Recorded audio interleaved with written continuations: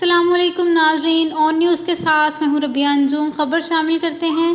S S P operations Peshawar Yasir Afridi کا تھانہ متھرا کا اچانک دورہ۔ دورے کے دوران ایس پی رورل سجاد حسین، ڈی ایس پی ورسک فدا حسین اور دیگر پولیس افسران بھی ان کے ہمراہ موجود تھے۔